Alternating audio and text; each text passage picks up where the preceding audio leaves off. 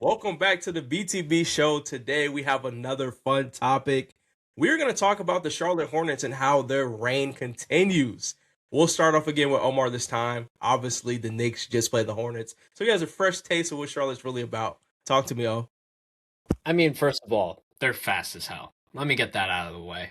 They're one of the fastest teams in the NBA. Their pace has been, oh my God, that was really hard to look at and watch that game. I have to say, I put it up on my screen at work. I didn't have a lot of work to do. I finished all I had to do early, and I was watching, observing the game. And at one point, I turned it off at the like 5 minutes ago in the fourth because Charlotte was just dominating us in every single way.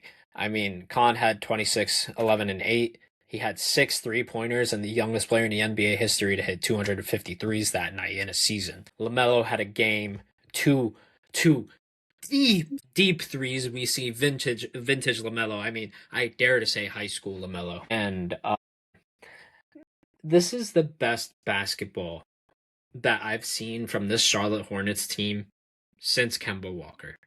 And that's saying a lot because they don't have a lot of history. I mean, the Charlotte Hornets team had Chris Paul, but they were also in and this, that, and the third, New Orleans, this, that.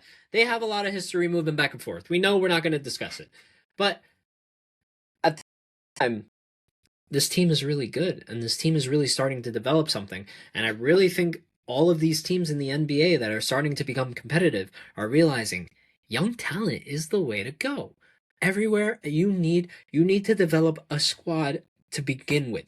You can't afford to really coast around for a year or two, figure out the main pieces of this roster, this, that, and the third. You have to start from the guys that you built. Like, they brought in Concanopoulos this year, right? They didn't really make any additions other than Kobe White, right? If I'm wrong, I'm wrong. But other than that, they still have the main core guys: Lamelo Ball, Miles Bridges. They still had their at the time they still had Mark Williams, I believe, and then they started to trade players, and then they got better. I mean, well, shit. Now I'm starting to see why they wanted to trade all their centers, huh? But it's just to say, I mean, they have been, or we talked about it earlier. They were 16-2, 16-3. No, I'm not. But they were like 16-5 ever since the All-Star break. They have been putting teams in absolute trouble. They've been catching teams by absolute surprise, and I believe they're sneaking into the playoffs. They're sneaking into the even to the play-in.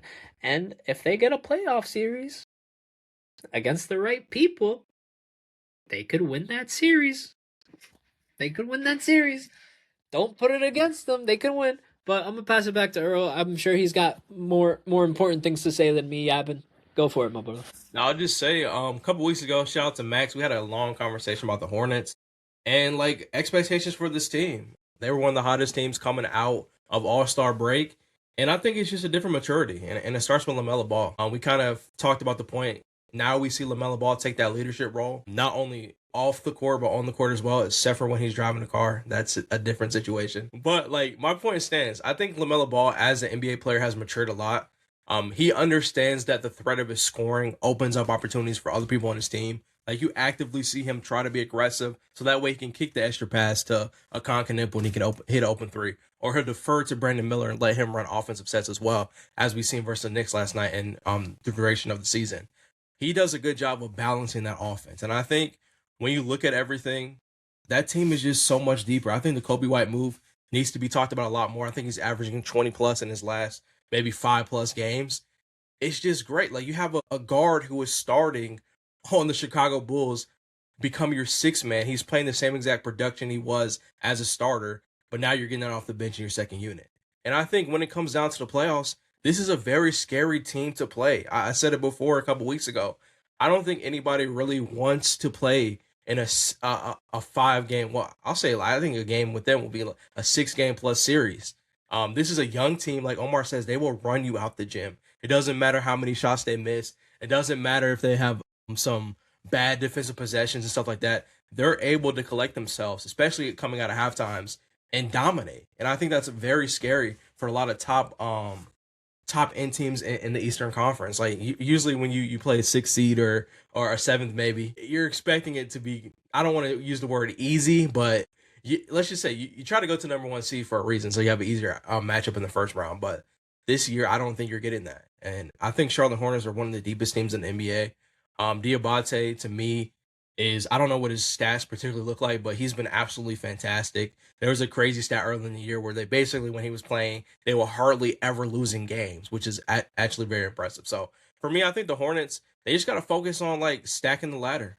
As long as they continue to play at this rate, Konkinenble's having one of the most impressive shooting seasons, not only as a rookie, but we've seen just in general in the NBA. 253s is absolutely insane for a rookie who's just picking up NBA basketball this season. I don't think people put that into perspective, how hard it is to do that. And yeah, I just think the Charlotte Hornets, like I said a couple weeks ago, they are going to give a team a lot of trouble in the first round of the playoffs. I don't know how far they go this year, but I can definitely see them making even more additions going into the summer. And another thing I talked about, like this team could have been a lot more scary. I think they took Salon in that one draft when they had a chance to take Klingon. Now, if this team had Klingon, you're looking at literally, to me, a top 6 seed, no playing 100% this season if they had Klingon. But no doubt in my mind. Klingon being one of the guys who's been the best two-way center behind Wemby throughout this stretch of the year. If people aren't paying attention, you got to lock in. It's statistically correct.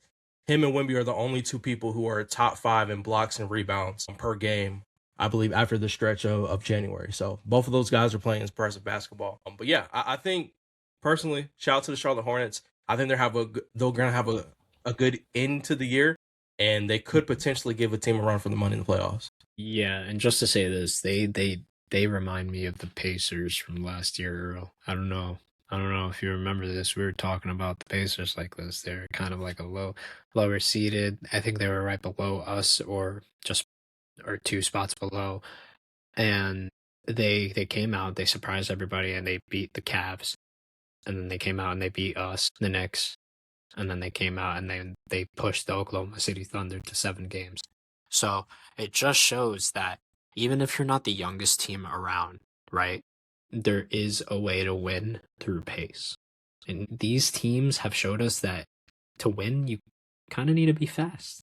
Kind of need to be able to really move that ball efficiently and see it quickly.